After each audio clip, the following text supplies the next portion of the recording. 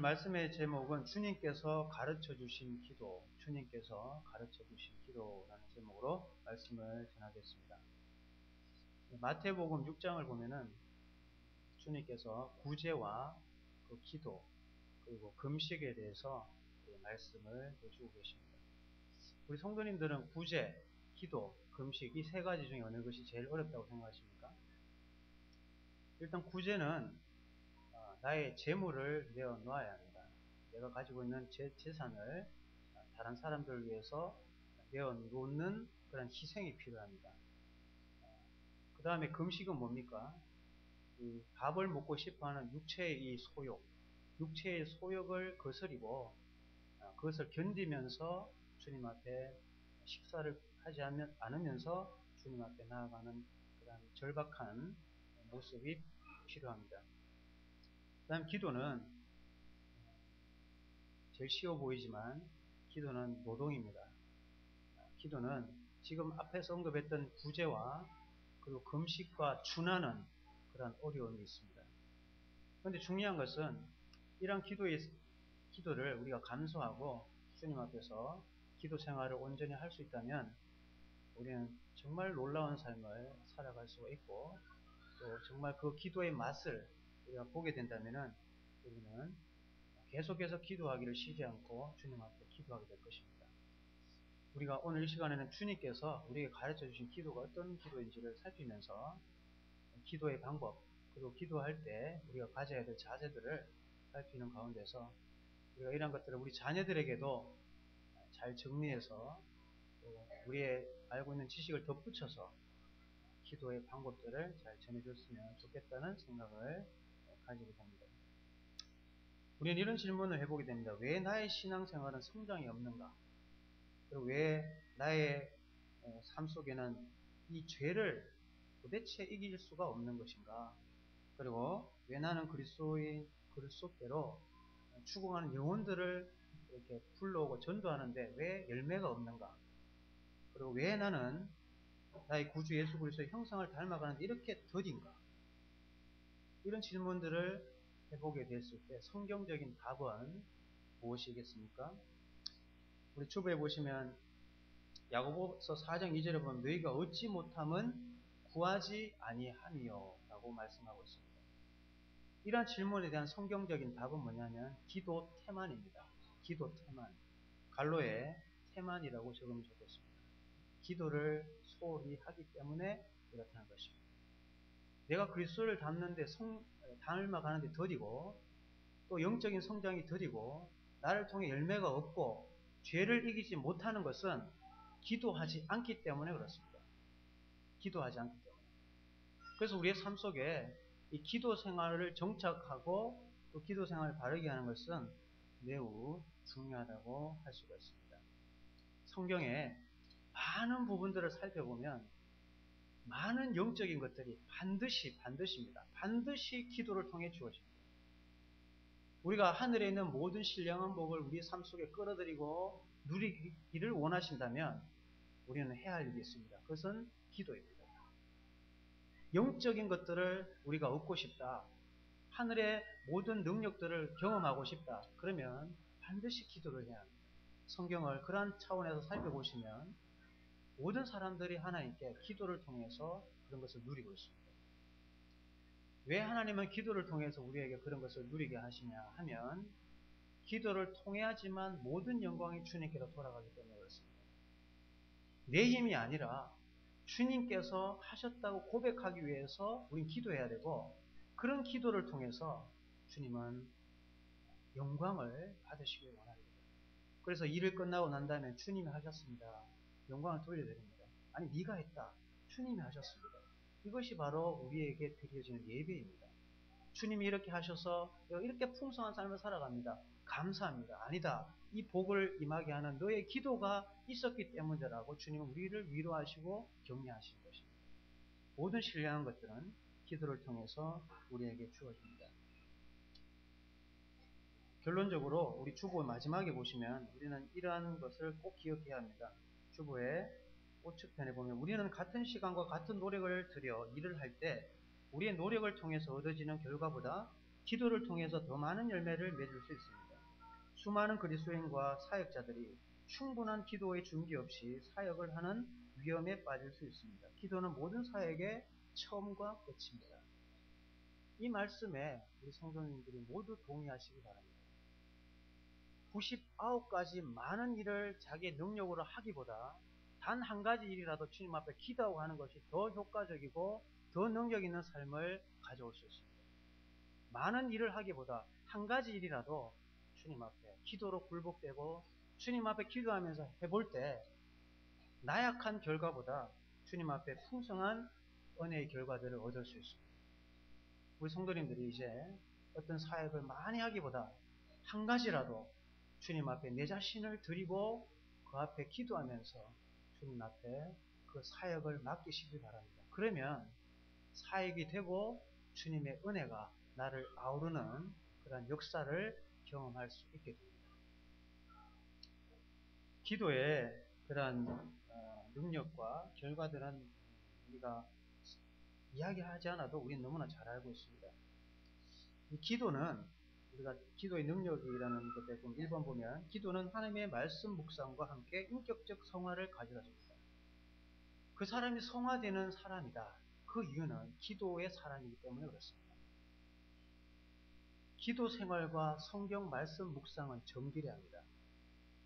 우리가 말씀을 묵상할 때, 지난번에 성경에 대해서 말씀드릴 때 묵상은 소화해서 흡수하는 과정이라고 말씀드렸습니다. 그래서 성경 묵상은 이 성경의 문자적 말씀이 내 삶에 어떻게 적용될 것인가까지 생각하는 게 묵상이라고 했습니다. 그래서 내가 성경을 묵상한다는 것은 이 묵상을 통해서 삶의 변화까지 일어날 때를 진정한 묵상이라고 할 수 있습니다. 그래서 내가 성경 말씀을 묵상할 때 삶이 이렇게 되어야겠다고 하는 다짐과 그러한 갈망 그리고 변화들이 일어날 때 잘된 성경 묵상이라고 할 수가 있습니다. 시편 150편 말씀들을 다 살펴보시면 그건 기도입니다. 기도의 내용인데 그 기도의 끝을 여러분 우리 성도님들이 잘 보시면 반드시 평강과 기쁨으로 끝이 납니다. 기도의 과정 속에서 주님이 터치하기 때문에 그렇습니다. 우리가 성경 말씀을 묵상하고 기도를 하게 되면 하나님께서 우리에게 그 기도를 들으실 뿐 아니라 우리에게 말씀하십니다. 성령님을 통해서 말씀이 생각나게 됩니다. 그래서 잃어버렸던 그 말씀들이 기억나면서 내 문제는 전혀 해결되지 않았지만 해결되지 않은 문제임에도 불구하고 평강의 기쁨으로 그 자리를 일어나게 됩니다. 그것이 바로 기도의 응답입니다. 그래서 성경을 읽으면 반드시 기도하는 사람이 됩니다. 바르게 성경을 읽으면 그 끝에는 반드시 기도하게 되어 있습니다. 성경을 100시간 읽어도 기도하지 않으면 잘못 읽은 것입니다. 하나님의 말씀을 읽는다는 것은 바로 기도로 이어지게 되어 있습니다. 그래서 기도와 말씀 묵상은 뗄래야 뗄 수 없는 아주 평행의 그리고 밀접한 관계를 가지고 있습니다.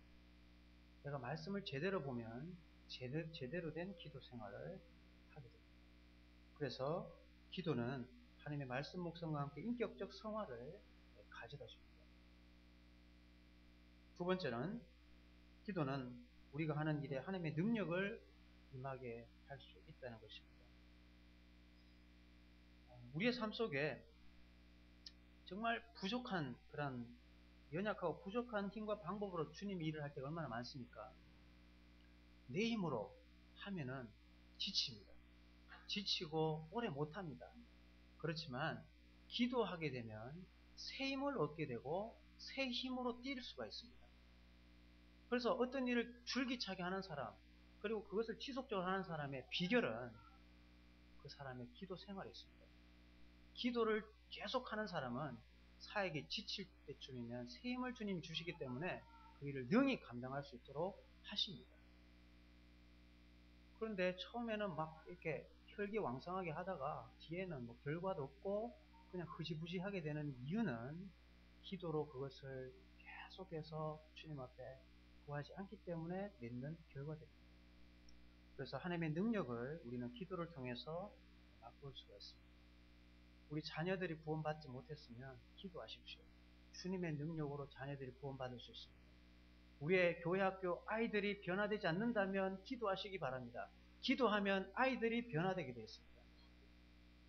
기도하는 교사, 기도하는 분반은 반드시 변화되게 되어 있습니다. 기도하는 부모는 반드시 구원받는 자녀를 성장시킬 수가 있다는 것입니다. 스코틀랜드의 한 사람, 그는 청년이었습니다. 근데 그 사람은 교회 앞에서 술을 마시고 나오는 성도들에게 욕을 하고 방해하고 협박하는 사람이었습니다. 술을 먹고 맨날 주일마다. 근데 그의 어머니는 스코틀랜드에서 신실하게 주님을 섬기는 믿음의 사람이었습니다. 그 자녀가 아들이 술을 먹고 행패를 부리는 동안에도 스코틀랜드 어느 작은 집에서 그 아들을 위해서 기도하고 있었습니다.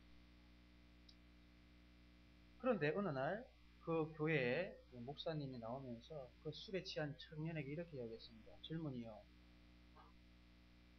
정말 당신의 영혼의 가치를 안다면 놀랍게 변화될 것이었어요. 술 취해서 엉망이 된 그 사람에게 젊은이여, 당신의 영혼의 가치를 알게 되면 당신은 놀랍게 변화될 것이었어요. 그러한 기대에 찬 이야기를 했습니다. 그런데 그 당시 그 청년은 그 말을 비웃었습니다. 그런데 그 청년이 하룻밤 자는데 잠을 깨서 계속 눌리는 짐이, 죄책감이 밀려왔습니다. 그러면서 로마서 4장 5절이 생각이 났습니다. 이를 아니할지라도 경건치 아니하는 자를 의롭다 하시는 이를 믿는 자에게는 그의 믿음을 의로 여기시나니. 이 말씀이 생각났습니다. 일을 하지 아니할지라도 그것을 의롭다 하시는 그 주님, 그 주님이 생각나면서 무릎을 꿇고 자기의 잘못을 회개하고 주님 앞에 굴복되어서 교회를 나가게 되었다는 것입니다. 왜 이런 일이 벌어졌습니까? 이 허랑방탕한 젊은이를 위해서 그의 어머니는 스코틀랜드에서 계속해서 기도하고 있었습니다.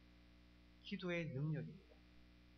우리의 자녀들이 부모의 기도로 반드시 변화될 수 있습니다.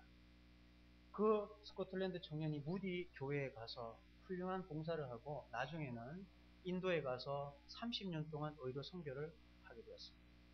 그리고 그 청년이 자기 집에 돌아왔을 때 여전히 구원받지 않은 2명의 형제가 있었습니다.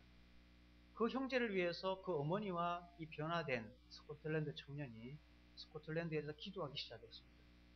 그런데 정말 하나님을 강팍하게 믿지 않던 그 형이 주님 앞으로 돌아왔습니다.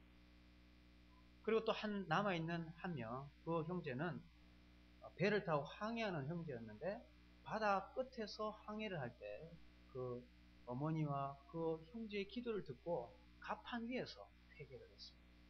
그래서 어머니의 기도를 시작해서 그 3명 형제가 다 주님께로 돌아왔다는 것입니다. 기도는 하나님의 능력을 이 땅에 끌어내리는 힘이 있습니다. 계속해서 지속적으로 포기하지 않고 자녀들을 위해서, 우리 교회학교 아이들을 위해서 기도하시기 바랍니다. 그러면 반드시 주님은 그 아이들을 변화시킬 수 있을 것입니다. 그리고 기도는 다른 사람을 구원시킵니다. 다른 사람을 구원시킬 수 있습니다. 우리의 삶 속에 열매가 없는 것은 우리가 기도하지 않기 때문에 그렇습니다. 우리 성도님들 기도 제목에 VIP, 내가 특별하게 기도하는 사람이 있습니까? 구도자를 위해서 작정하시고 한 명 정해서 기도하시기 바랍니다. 그러면 내가 유익하기도 하지만 나의 기도를 통해서 그 믿지 않는 구도자가 주님께로 돌아오게 됩니다. 기도의 힘은 그러한 역사를 일으켜낼 수 있습니다. 주님은 베드로를 위해서 특별히 기도한다고 말씀하셨습니다. 베드로야, 내가 네 믿음이 떨어지지 않도록 너를 위해서 기도한다고 했습니다. 그 전에 주님은 베드로에게 사단아 뒤로 물러가라고 했습니다. 그러한 절망과 그런 아주 영적 바닥을 치는 베드로를 위해서 주님은 어떤 말씀하셨냐면 너를 위해서 내가 계속 기도를 한다고 했습니다. 그랬을 때 베드로는 주님의 기도로 훌륭한 사도의 일을 감당할 수 있었습니다. 우리의 기도는 다른 사람들을 살리고 또 주님 앞으로 인도할 수 있다는 것을 알 수 있습니다. 그리고 기도는 말씀의 사역자에게 능력과 축복을 가져옵니다. 영국에 아주 탁월한 설교자 스펄전, 그 사람은 설교로 수많은 사람을 구원시켰습니다. 수많은 사람이 구원을 받았습니다. 근데 스펄전이 항상 기도 요청을 하는데 그는 주일 학생들에게 나의 설교를 위해서 기도를 부탁하는 사람이었습니다. 기도의 능력을 아는 사람이죠. 그리고 스펄전은 당신 어떻게 이런 큰 부흥의 역사 속에 서 있느냐고 했을 때 스펄전이 지하에 200명이 넘는 모친들이 스펄전의 말씀을 위해서 숨어서 기도하고 있는 장면을 보여줬습니다. 나의 설교의 역사의 능력은 여기에 있다고 이야기했습니다. 정말 양질의 말씀을 강단을 통해 듣고 싶다면 말씀 사역자를 위해서 기도해야 합니다. 주님께서 정말 영혼들에게 정말 심령을 찌르는 복음을 전할 수 있도록 하는 그 절박한 기도가 합쳐져야만 그 입술로 전해지는 말씀이 정말 성령의 금이 되어서 영혼을 변화시킬 수 있습니다. 아무리 말을 잘해도 그것은 힘이 없습니다. 말이 둔해도 기도하는 성도들의 그 기도의 뒷받침 속에 되어지는 말씀은요, 힘이 있습니다. 역사하심이 있습니다. 무디가 영국에 갔을 때 이제 말씀을 듣기 위해서 집회에 참석을 했었는데 무디가 워낙 탁월한 전도자인 걸 알기 때문에 갑자기 말씀 부탁을 받게 되었습니다. 무디는 계속 사용을 했습니다. 그런데 어떻게 계속 강권을 해서 말씀 첫날을 전할 수 있었는데 굉장히 힘들게 말씀을 전하고 내려왔다고 합니다. 그런데 둘째 날부터 영혼들이 변화되기 시작하고 막 계속해서 영혼들이 구원받고 밀려오기 시작했습니다. 그런데 그 이유가 뭐였냐면 그 교회에 병상에 누워있는 자매가 있었는데 그 자매가 첫날 자기 동생으로부터 교회에 참석 못해서 자기 교회 목사님이 말씀을 전했을 거라고 생각했는데 나와서 전한 내용이 무디가 와서 말씀을 전했다고 이렇게 전해주었습니다. 그때 그 누워있던 자매가 깜짝 놀라면서 그럼 내가 기도를 했어야 하는데 기도하지 못했구나 하면서 그 즉시 금식을 선포하고 골방에 들어가서 기도를 시작했습니다. 그런데 그 다음 날부터 무디의 설교는 강력한 역사를 발휘했습니다. 이 한 사람의 절박하고 또 주님의 간절히 기도하는 이 기도가 무디의 설교를 바꾸는 것입니다. 기도는 설교, 말씀 사역자의 능력과 축복을 가져줍니다. 교회에 말씀이 안 좋아서 사역자 바뀌게 해달라고 또 다른 사역자 오게 해달라고 하는 기도보다 이미 전하고 있는 사람을 위해서 기도하는 것이 좋습니다. 물론 또 때가 되면 그렇게 기도해야겠지만 그렇게 기도할 때 역사가 일어날 수 있습니다. 기도 부탁을 드리고 또 그렇게 했을 때 진정한 변화를 우리 몸된 교회는 입을 수가 있습니다. 그리고 교회는 기도를 통해서 성장하게 되어 있습니다. 기도하는 교회가 쇠퇴하는 역사는 교회사의 어느 곳에서 찾아볼 수가 없습니다. 교회사에 부흥하는 교회의 핵심은 기도에 있었습니다. 두세 사람이 우리 교회의 이 아픔을 놓고 이 병든 질병을 놓고 정말 빈자리를 놓고 주님 앞에 눈물을 흘리며 절박한 마음으로 기도하는 한 명의 성도들이 있다면 그 교회는 소망이 있는 교회입니다. 마룻바닥에 꿇어앉아 차분 마룻바닥에 앉아서 말씀 사역자를 위해서 복음을 위해서 이 복음이 전파될 수 있도록 기도하는 그 성도의 뜨거운 기도가 꺼지지 않는다면 그 교회는 계속해서 성장하게 되었습니다. 우리는 이 단계에서 왜 우리가 정체 내지는 계속 퇴보하고 있는지를 주님한테 물어야 합니다. 왜 교회 학교에 변화가 없고 왜 젊은이들이 교회를 떠나며 왜 그들의 신앙이 차갑고 미지근한가? 우리는 이 질문을 던져야 됩니다. 우리는 그러면 기도하고 있는가? 라는 질문을 우리 스스로에게 던져보아야 합니다. 그리고 기도는 성교의 축복과 승리를 가져다줍니다. 우리 대명동계 중국인 사역이 13년째 계속 이어지고 있습니다. 저는 기도의 역사라고 믿고 있습니다. 인천 남부교회 같은 경우는 설날에는 집회를 못합니다. 왜요? 유학생 전도를 하다 보면 그들이 다 본국으로 돌아가기 때문에 아무도 남지 않는 것입니다.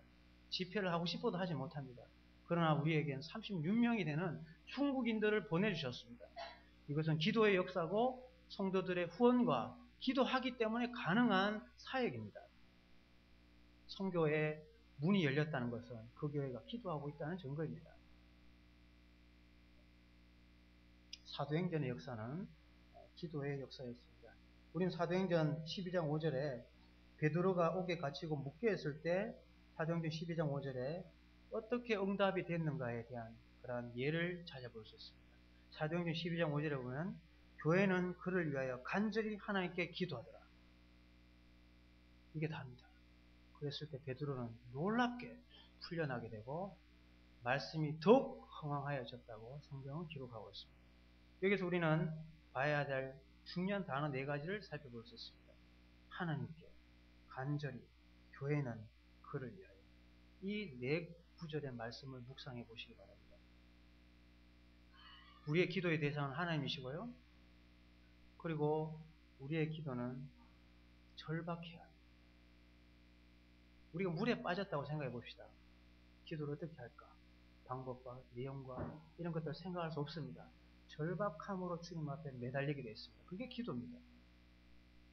우리가 물에 빠져서 주님 앞에 부르짖는 거, 이게 기도입니다. 베드로가 갇혔는데 내가 묶인 것처럼 절박한 마음으로 간절하게 기도했을 때 옥문이 열렸습니다. 이 절박감을 또 다르게 표현한다면 우리가 100m 달리기를 한다고 쳤을 때 처음에는 열심히 달리다가 나중에 걸어가니까 응답될 때까지 절박함으로 기도하는 것입니다. 100m 달리기를 하면서 하나님 앞에 그렇게 기도하는 것입니다. 그리고 교회는 기도했습니다. 즉 하나님께서 응답하시는 아주 탁월한 기도 중에 한 가지는 연합의 기도입니다. 성도가 모여서 합하여 기도할 때 그 역사는 강력하다는 것을 우리에게 말씀해 주고 있습니다. 그를 위하여 기도의 대상이 분명하게 될 때 구체적인 응답이 우리에게 주어질 수 있다는 것을 우리는 알 수 있습니다. 기도의 능력과 기도의 응답의 예를 우리는 생각해 보게 됐고, 그러면 기도의 응답이 뭔가? 그런 부분들에 대해서 우리가 한번 정리를 해볼 필요가 있는데, 그것을 우리 빌립보서 4장 6절에서 7절에서 잘 말씀을 해주고 있습니다. 주에 보시면 아무것도 염려하지 말고 다만 모든 일에 기도와 간구로 너희 구할 것을 감사함으로 하나님께 아뢰라. 그리하면 모든 지각에 뛰어난 하나님의 평강이 그리스도 예수 안에서 너희 마음과 생각을 지키시리라. 기도 응답이 뭡니까? 그것은 우리의 마음과 마음의 평강입니다. 우리가 기도를 했을 때 주님이 주시는 사인이 뭐냐면 마음의 평강입니다. 그러면 우리가 잘된 기도를 하면 어떻게 됩니까? 기도 끝에 평안한 마음이 있습니다. 문제는 해결되지 않았지만 주님이 주시는 평강이 임하게 됩니다. 그것이 주님이 내가 지금 하고 있는 기도에 대한 응답입니다. 그럼 우리는 언제까지 기도해야 합니까? 평강이 찾아올 때까지. 언제까지 말씀을 읽어야 됩니까? 기도하는 마음을 가질 때까지. 그러면 그 기도는 성령께서 도우시기 때문에 시간을 초월하게 됩니다. 12시간도 가능하게 됩니다. 12시간 기도도 가능하게 됩니다. 왜냐하면 성령으로 하는 기도이기 때문에 그렇습니다. 우리가 기도의 응답을 받기 위해서 평강이라는 결과를 얻기 위해서 해야 할 것이 뭐냐면 염려하지 말고라고 되어 있습니다. 염려하지 말고. 이 염려를 뭘로 바꿔야겠습니까? 주님을 향한 믿음으로 바꿔야 합니다. 믿음의 기도가 돼야 합니다. 우리는 해결되지 않는 문제 가지고 염려로 가득 차서 기도한다면 평강을 우리가 누릴 수 없습니다. 염려를 놔두고 염려를 붙들어 매고 지금 내가 직면한 것들에 대해서 하나님 앞에 아뢰는 것입니다. 어떻게 해요? 감사함으로. 감사함으로 아뢰는 것입니다. 기도와 간구라고 되어 있는데 기도와 간구 이 두 가지를 우리가 구분을 해야 합니다. 기도는 하나님과 나와의 영적인 관계를 말합니다. 그 간구는 뭡니까? 지금 내 앞에 직면한 문제를 주님 앞에 구하는 것이 간구입니다. 사도행전 12장 5절에서 예루살렘 교회의 간구의 제목은 뭡니까? 베드로 풀려나게 해달라는 것. 이게 간구의 제목입니다. 그러면 그 성도들이 거기 모여가지고 간절히 하나님 앞에 기도했을 때 베드로를 계속 풀어달라고만 기도했을까요? 간구는 짧게 해도 상관이 없습니다. 퍼센트로 쳤을 때 10% 미만이 돼도 관계없습니다. 그러면 나머지 90% 이상은 기도해야 하는 것입니다. 그럼 기도는 뭡니까? 주님의 기도의 내용에 담겨 있습니다. 주님께서 가르쳐 주신 기도의 내용을 우리가 잘 살펴야 돼요. 그래서 우리는 기도하는 방법을 주님이 가르쳐 주신 기도 속에서 찾아야 합니다. 기도의 내용이 뭐냐고요, 도대체. 뭘 기도해야 되는 것인가? 1시간 기도하자고 그러는데 난 짧게 이거 해달라고 하면 끝인데 1분, 1초만 하면 끝나는데 뭐 그렇게 기도를 1시간 이상 해야 하나? 라고 하는 질문에 대해서 주님은 우리에게 답을 주고 계십니다. 감사함으로 염려하지 말고 기도와 간구로 아뢰면 주님께서 우리에게 답을 주시는데 총 4가지의 응답을 주셨습니다. 평강을 주시면서 뭐냐면 yes, 즉시 응답하십니다. 즉시 응답. 근데 no, 거절을 당할 수도 있습니다. 왜 거절하십니까? 우리가 마태복음 6장에 보시면 우리 아버지는 어떤 분이냐면 우리에게 있어야 할 것을 아시고 또 필요한 것을 주신다고 했습니다. 필요 없기 때문에 안 주시는 것입니다. 그래서 거절당하는 기도의 응답도 응답입니다. 그 다음에 거의 대부분의 기도의 응답은 기다림입니다. 기도하고 즉시 주어지는 것보다 대부분의 것들은 다 기다려서 얻게 되는 것들입니다. 그래서 기도는 인내의 기도가 되어야 합니다. 인내하면서 기도할 때 우리는 그 기도의 능력을 맛볼 수가 있습니다. 그리고 기도했을 때 징계가 임합니다. 그 말은 뭐냐면 육신의 소욕을 놓고 기도하게 됐을 때 그것을 하나님은 주시는데 그 주는 것 자체가 재앙인 것입니다. 이스라엘 민족이 원망했습니다. 불평하면서 우리에게 고기도 안 주고 하면서 주님 앞에 구했을 때 어떻게 했습니까? 주님이 재앙으로 메추라기를 내려보냈습니다. 파리하게 했다고 이야기하고 있습니다. 영혼을 아주 어렵게 했다라고 성경 기록하고 있습니다. 주시는 것 자체가 재앙이었던 것입니다. 4가지로 하나님은 반응하실 수 있다는 것을 참고하시기 바랍니다. 그러면 우리가 본문에 우리가 주님께서 제자들에게 물었을 때 우리가 어떻게 기도하면 될까요? 라고 물었을 때 가르쳐준 그 기도를 주님은 이렇게 기도하라고 우리에게 분명히 가르쳐 주셨습니다. 그래서 우리의 기도 생활 가운데 이 주님의 가르침을 적용해서 기도한다면 우리의 삶 속에서도 분명히 역사를 맛볼 수가 있습니다. 이 주님의 기도는 총 5가지로 구분될 수 있습니다. 처음에 경배, 그다음 사역, 그다음 필요, 그리고 용서와 보호의 기도를 하라고 가르쳐 주셨습니다. 경배는 9절에 나오죠. 9절에 보면 하늘에 계신 우리 아버지여 이름이 거룩히 여김을 받으시오며 먼저 하나님 앞에 영광을 돌려드리는 것을 기도의 첫 시작으로 주님은 가르쳐 주셨습니다. 물론 여기는 기도의 대상이 분명히 언급되어 있습니다. 누구입니까? 하늘에 계신 우리 아버지라고 분명히 이야기했습니다. 우리의 기도의 대상은 그걸 분명히 해야 합니다. 하늘에 계신 우리 아버지 하나님께 기도하는 것입니다. 이 기도의 대상을 우리가 명확하게 해야 합니다. 사도행전에서 사도들과 성도들은 교회는 그를 위해 간절히 하나님께 기도했다고 분명히 가르치고 있습니다. 우리의 기도의 대상은 하나님 아버지십니다. 그 하나님 아버지께 우리는 기도할 때 우리의 필요를 먼저 이야기하기 쉬운데 주님이 가르쳐준 기도는 먼저 하나님을 경배하는 그러한 경배의 기도를 언급을 하셨다는 것을 우리에게 가르쳐주고 있습니다. 그 다음에 주님은 어떻게 가르쳐주셨습니까? 10절에 보면 나라가 임하옵시며 뜻이 하늘에서 이루어진 것 같이 땅에서도 이루어지리다. 우리의 사역, 이 사역이 하늘의 뜻이 이 땅에서도 이루어질 수 있도록 하는 사역이 될 수 있도록 우리의 손의 모든 행사를 하나님 앞에 기도할 것을 주님은 가르쳐 주셨습니다. 사역을 향한 기도, 이것을 가르쳐 주셨고, 세 번째는 뭡니까? 11절에 오늘 우리에게 일용할 양식을 주옵시고 우리의 필요, 지금 당장 내가 지금 필요한 것, 이것을 간구로 기도의 내용에 포함시킬 것을 주님은 말씀하셨습니다. 네 번째는 무엇입니까? 12절에 보면 우리가 우리에게 죄 지은 자를 사하여 준 것 같이 우리 죄를 사하여 주시옵고, 용서의 기도입니다. 하나님 앞에 우린 자백도 해야 되고요. 성도 간에 또 사람들 간의 관계가 어긋나 있으면 그 사람을 용서하지 않으면 그 기도는 막히게 되어 있습니다. 반드시 용서를 구하고 주님 앞에 기도해야 합니다. 이것 없이 기도하면 계속 기도해도 응답 없습니다. 분명하게 우리에게 주님은 말씀하셨습니다. 그 다음에 다섯 번째는 무엇입니까? 보호입니다. 13절에 보면 우리를 시험에 들게 하지 마옵시고 다만 악에서 구하시옵소서. 우리를 보호해 달라고 하는 그 기도를 주님은 제자들에게 하라고 가르치셨습니다.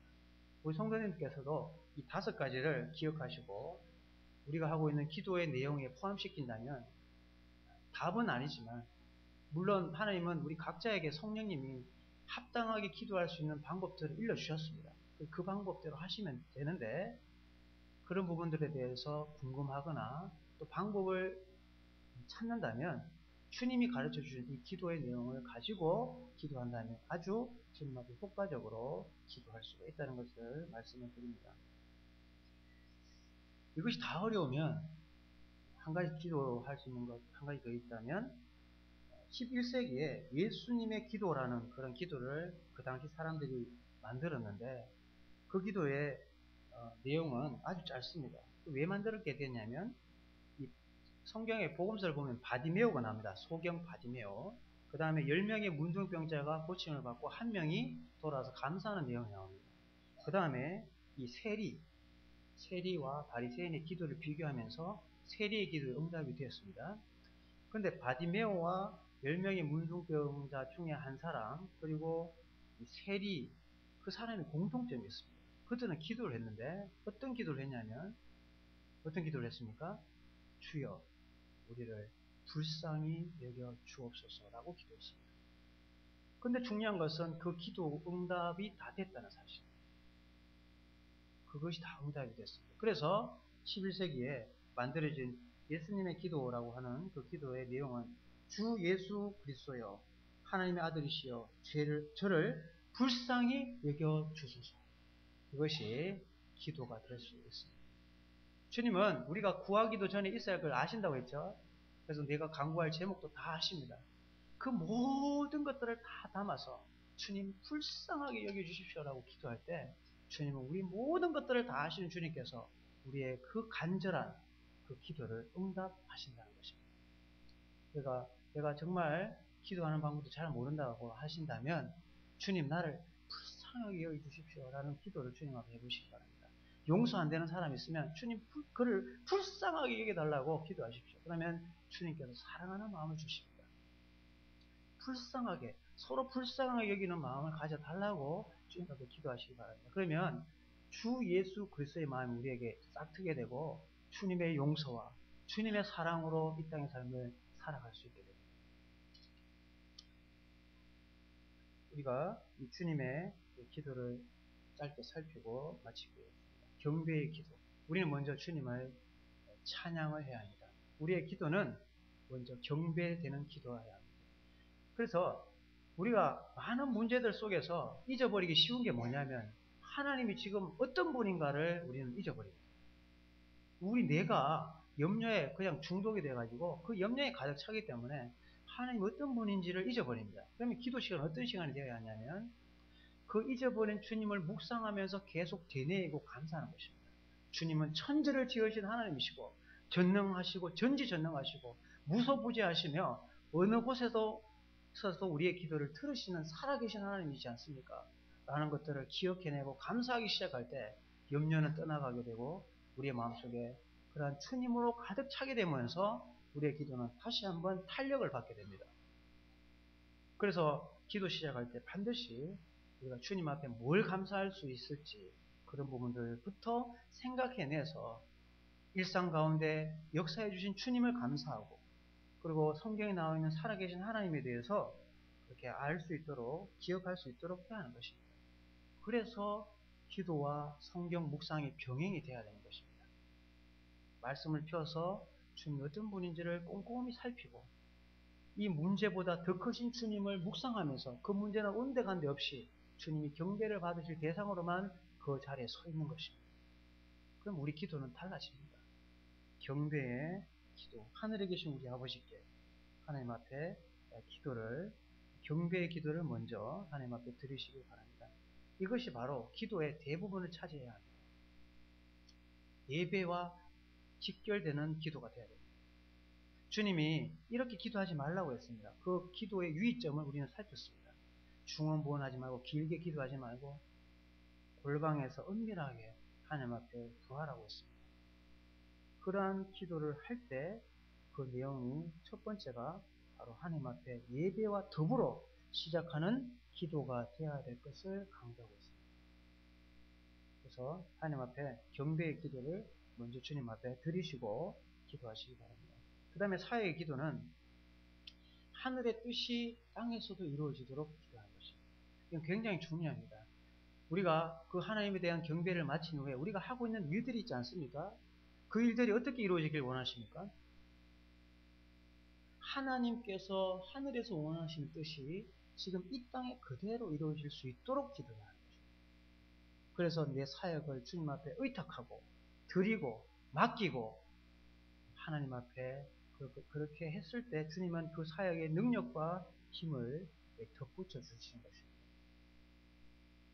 그래서 우리가 지금 이 사역을 하기 위해서 은사가 필요한데 그 은사를 우리가 가지고 하나님 앞에 그 기도라는 것을 통해서 드려지도록 해야 합니다. 수많은 사람들 중에 하나님께서 많은 은사를 받았음에도 불구하고 크게 쓰임받지 못한 이유가 뭐냐면 기도하지 않기 때문에 그렇습니다. 왜 그러냐면 그 탁월한 은사를 받았음에도 불구하고 기도하지 않으면 자기 의를 드러내게 됩니다. 즉 교만해지거든요. 그러면 끝입니다. 교만하여 져서 사역하는 건 끝입니다. 그 탁월한 은사가 하나님 앞에 지속적이고도 계속해서 쓰임받기 위해서 기도의 기름 부음이 있어야 합니다. 그렇게 할 때만 그를 계속해서 주님은 사용하십니다. 우린 교회사를 통해서 수많은 사람들이 교만하여져서 기도를 등한해서 얼마나 주님 앞에 쓰임받는 것을 중단하고 그만두었는지를 볼 수 있습니다. 기도의 사람이 꼭 돼야 된다는 것입니다. 주님은 겟세마네에서 기도하실 때 아버지의 뜻이 이루어지기를 위해서 기도했습니다. 내 뜻대로 마옵시고 아버지 뜻대로 되기를 원한다고 기도했습니다. 기도하고 응답받고 간다고 했는데 엉망인 삶을 살아가는 것입니다. 자기 뜻대로 기도한 것입니다. 자기 뜻대로. 자기 뜻대로 기도하고 자기 뜻대로 결론 내리고 자기 뜻대로 행하는 것입니다. 기도는 했다고 하면서 그 끝을 보면 알 수 있습니다. 그래서 우리는 기도의 내용에 뜻을 구하는 기도를 반드시 해야 합니다. 주님, 내가 어디로 가야 합니까? 어떻게 행해야 합니까? 어떻게 이 주어진 은사를 사용해야 할까요? 의탁이 필요해요. 의탁. 이러한 기도를 통해서 하는 사람을 보면 겸손하고 또 거기에 비춰주는 그 주님의 역사가 분명하다는 것을 누구나 보면 알 수가 있습니다. 사역을 위한 기도 반드시 해야 합니다. 하나님의 뜻이 이 땅에 이루어지는 것입니다. 우리의 가정이요, 주님 앞에 기도하기 시작하면 그 가정이 천국이 됩니다. 교회가 진짜 기도하게 되면 그 교회는 천국이 됩니다. 하늘의 뜻이 이 땅에 이루어지는 것이기 때문에 그렇습니다. 우리가 가정의 천국을 맛보길 원하시면 기도를 시작하십니다. 모여서 기도하기를 시작하면 이 교회는 천국입니다. 그 다음에 세 번째 주님은 필요를 위해서 구하라고 했습니다. 필요. 이건 너무나 구체적입니다. 지금 당장 쌀이 떨어졌으면요, 주님 쌀 없습니다. 그렇게 기도해야 합니다. 쌀 없다고. 쌀 없습니다. 이렇게 구체적으로 기도해야 합니다. 그리고 또 한 가지는 이 필요를 구할 때 우리 노동에 대한 책임을 기도해야 합니다. 주님, 내가 분명히 열심히 일을 했습니까? 라고 하는 부분들을 언급해야 합니다. 주님이 새를 보라, 들에 핀 꽃을 보라고 하실 때 그 새들을 먹이고 입히신다고 했죠. 그 새들이 어떻게 하고 있습니까? 그 새는 부지런히 날아다닙니다. 먹이 찾으려고. 먹이 찾으러 날아다닐 때 하나님은 그 새에게 먹을 걸 주시는 것입니다. 그리고 백합화가 그 아름다운 꽃을 피기 위해서 어떻게 합니까? 계속해서 땅에 뿌리를 내리고 있습니다. 노동을 하고 있다는 것입니다. 아무것도 하지 않고 주님 일용할 양식 주십시오라고 하는 기도는 올바르지 않은 기도입니다. 내가 해야 할 것을 하면서 내 필요를 정확하게 구할 수 있어야 하는 것입니다. 성도님 이해하신다고 생각합니다. 내가 기도할 때 필요를 구해야 하는데 내가 할 수 있는 일을 하셔야 하고 그 필요를 구해야 합니다. 그렇게 할 때 우리에게 있어야 할 것을 아시는 하나님께서 우리에게 꼭 필요한 때에 쌀을 공급하시고 꼭 필요한 때 우리에게 필요를 채워주십니다. 우리가 다 경험하고 있지 않습니까? 그러한 필요를 위해서 우리는 기도해야 합니다. 그리고 우리는 용서를 구해야 합니다. 루터는 이렇게 이야기했습니다. 우리는 의인이지만 우리는 함께 죄인이다. 우리는 원래 말씀을 통해 이해하실 것입니다. 우리 신분은 변화됐지만 우리의 상태가 각각 다 다르기 때문에 구원받은 죄인이 우리입니다. 우리는 예수님이 발을 씻기시면서 하신 것처럼 우리가 발이 더러워질 수 있는 자입니다. 온몸이 깨끗하지만 발이 더러워질 수 있습니다. 세상에 있는 사람들과 살면서 우리가 더럽혀질 수 있습니다. 그러면 우리는 어떻게 해야 합니까? 하나님 앞에 용서를 구해야 합니다. 그 용서가 뭡니까? 자백이죠. 자백. 하나님 다 알고 계시지만 주님 이렇게 살았습니다. 저 어떡합니까? 이렇게 살았어요. 저 이렇게 했습니다. 저 어떻게 하면 좋겠습니까? 라고 할 때 하나님의 용서가 그 기도에 임하게 됩니다. 그러면요, 내가 그래 자백 토설을 하는 순간요, 주님의 놀라운 평강이 임하게 됩니다. 그 무거운 죄의 짐이 확 벗어지면서 주님이 나를 용서하고 있다는 것을 경험적으로 기도하면서 알게 됩니다. 그런 신원하신 깨끗하게 나를 풀어주시는 경험을 주님 앞에 솔직하게 자백하는 그 자백의 내용으로 우리는 누릴 수가 있다는 것입니다. 한 번 구원받은 사람이 또 회개해야 되나? 이러한 교리는 우리가 수없이 많이 들었습니다. 우리는 구원받지만 우리의 삶을 통해 짓는 이 사소한 죄들을 놓고 주님 앞에 기도해야 합니다. 자백의 기도로. 그래서 하나님과의 그 사귐의 소통이 관계가 끊어지지 않도록 하기 위한 우리의 노력이 기도를 통해서 드려져야 하는 것입니다. 그리고 사람과의 관계는 어떻습니까? 사람을 용서하지 않고 기도하는 그 기도는 듣지 않는 기도입니다. 응답이 없습니다. 사람과의 좋지 못한 관계 반드시 화해하고 그것을 다 정리한 다음에 무릎을 꿇고 기도해야 합니다. 먼저 가서 형제를 용서하고 예배 드리라고 주님은 강조하셨습니다. 이러한 부분들에 대해서 우리는 주님의 기도의 가르침에 분명하게 우리의 삶의 적용을 시켜야 합니다. 그 다음에 우리가 죄의 악에서 구합시고 시험에 들게 하지 마옵시고 다만 악에서 구합시옵소서라고 하는 이 보호의 기도를 해야 합니다. 날마다 우리 자녀들을 보호해달라고 내 삶을 지켜달라고 하는 보호의 기도를 우리는 포함시켜서 주님 앞에 드려야 한다는 것입니다. 이 사도행전을 한번 펴보겠습니다. 사도행전 2장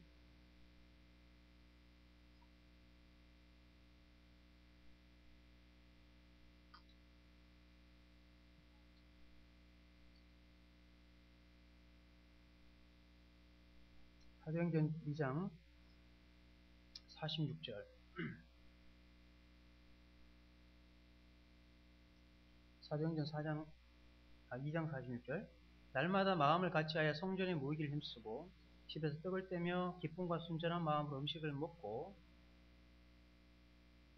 하나님을 찬미하고 또 온 백성에게 칭송을 받으니 주께서 구원받는 사람을 날마다 더하게 하시리라.